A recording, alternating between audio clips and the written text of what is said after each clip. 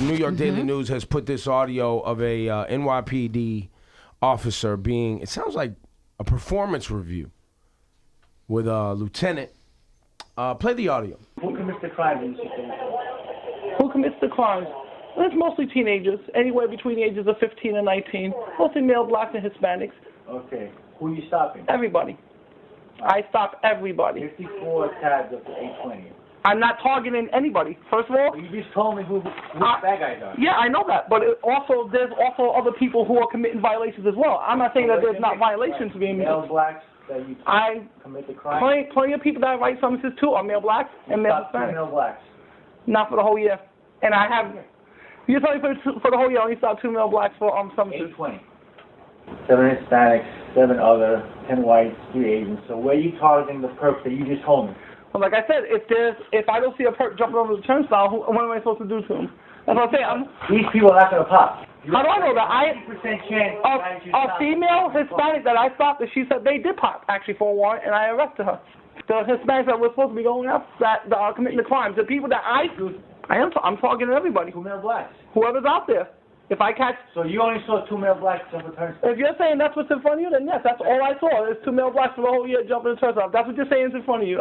I stop everybody. It doesn't matter. I'm not looking at any nationality, any race, any gender. Whoever goes through and commits a violation, I am stopping. Now, I need somebody from the New York Police Department to call if you would like to address this, or any police department who knows or has heard conversations like this.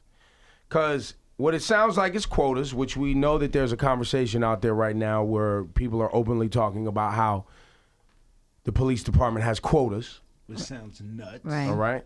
Then what I'm hearing here is the person doing the review pressuring this officer saying, you're not targeting perps in the demo that you know commit most of the crime. Right. Then I also hear him say specifically, you only saw 2 male blacks. Right. So not only are they focusing in demo, but then specifically gender and in demo. Right. You're telling me you only saw 2 male blacks jumping the turnstiles? And this is an hour-long review that's on the SoundCloud for the Daily News. But I don't know enough. But what it sounds like to me is this officer is defending the fact that, yes, I've written summonses, I've done all that, but am I hearing it right that the lieutenant isn't happy that the officer didn't get enough people in a certain ethnic or age demographic? Is that what I'm hearing? That's what it sounds like. That's what it sounds like. And why does that matter? Is the next question. You're not filling your quota. So if you want to fill your quota, you need to go to these areas because all of these people are committing the crimes. Well, I think also you want criminals, go there. I think also they're saying the overall quota may not have anything to do with race, right? They just want to get a certain number of arrests, or tickets written or whatever. But they're specifically saying do it with these specific kinds of people and not white because people. You know they're the ones committing the crime. So why aren't you? Well, either they know they're the ones committing the crimes, or they're the ones that we want to say are committing the crime. One or the other. Right. Because it's not more likely that a black person is committing a crime. It sounds like this is a subway situation. Well, they brought up turnstiles. She brings up a Hispanic female. He's like, if I saw a Hispanic female, I gave her a summons. But then at one point, is he questioning? He's like, you mean is he asking?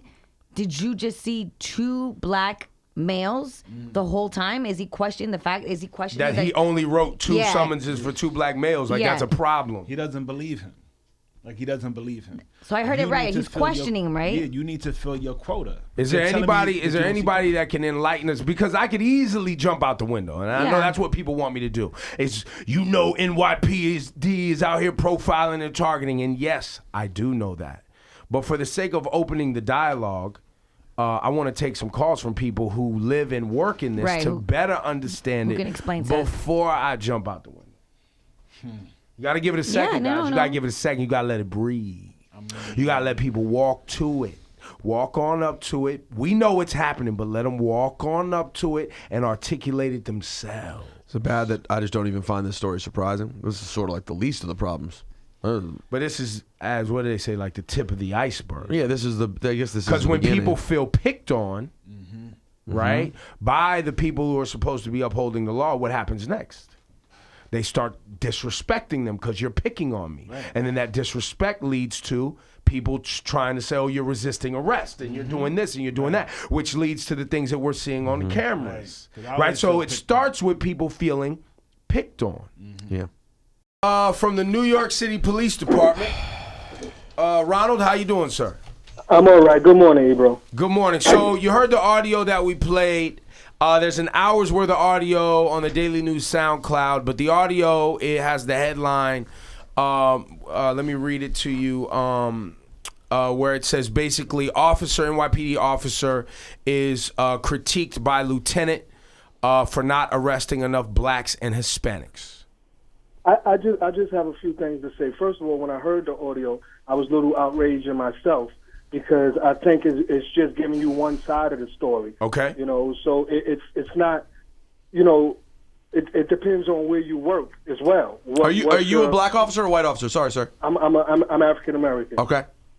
And you know, so it depends on where you work. But when stop right there, Ronald, because I want to do this in pieces, so I make sure I wrap my head around the whole thing. It starts where you work. What starts? On who would be most likely stopped. If you work in a neighborhood where it's mostly African Americans and Latinos, the chances are you're going to stop mostly African Americans and Latinos. Obviously, yes. Okay. You know, so I'm still questioning. You know, actually, where did this officer work? What part of New York? You know, what part of the city? At what point, Ronald, does a lieutenant or someone giving a review question the ethnicity of people or gender of people getting stopped? Why would that ever be in a part of the conversation? Honestly, bro, it shouldn't be. Point blank and simple. It shouldn't be. And in all of my career, I was never questioned like that. You know, I never had a boss ask me any question in regards to, you know, who I was stopping, what was their race, what, you know. I guess because I tried to always do things right and by the book. But in this situation, I'm a little outraged, and the reason for me calling is I saw this on social media yesterday, and so many cops jumped on the side of, oh, this guy is probably a do-nothing or this or that. And to hear that audio, I'm outraged, and I want to say this is because we can't always defend something another cop doing. That's right. You know, we got to be pro-right and wrong. We can't be pro-police all the time. Right. At some point, we have to stand up together and say, okay, this is not right. Well, how about this? And I'll take it a step further. Let's assume that everyone would prefer to be pro-police. Let's assume that socially we would all want to know and stand behind our officers who are out there upholding the law and making sure we're all safe. Right. We always want to do that, right? Yeah, but let's also understand that there are thousands of police officers. Hundreds of thousands in the country. And right, yes. people, and they're humans, yes? Yes. Of course. And guess what humans do? Make mistakes. Make mistakes. Exactly, yes. So it's never about us versus them. That's not what and that's what frustrates me the most, is that everyone wants to draw this fine line like there's no gray or there's no people who make mistakes. Guys, there are people who make mistakes everywhere on every job, in every career. Yep. And the issue, police included. I still stand firm with what I said. Sometimes we have to stand up and say, okay, this may have not been right, or the way they went about this was not right. What can we do to make sure this doesn't occur again? That's where I stand with it. Well, that's exactly right. That it's people like you. The biggest opportunity for change are with officers like you. And I'm not saying that's easy, by the way. No. Standing up when you know you have a lot of people saying, you sure you want to say that? That requires a lot of bravery and a lot of unity and people coming together to do that. But when you hear people like Ronald, thanks Ronald for calling, it makes other people feel safe. Exactly. True. Rob from Queens. Yeah, what's up, man? What's going on? You are NYPD. Yes, I am. And you heard this audio. I absolutely did. And can you articulate to us, I think we've got it, I mean, we understand the questioning that the lieutenant is giving the officer, basically saying, the lieutenant is saying he finds it hard to believe that this officer only stopped 2 black males in the year. Why would that matter? And why is this a part of the conversation?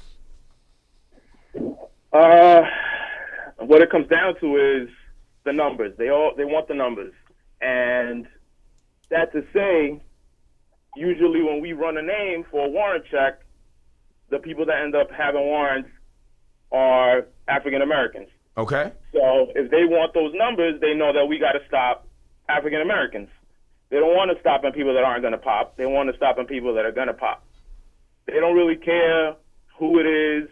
They don't really care what they did. They want the number. By the way, but you just tapped into exactly what's so flawed about the problem. That makes sense, right? What you just said makes sense, except why are all the people with warrants African American?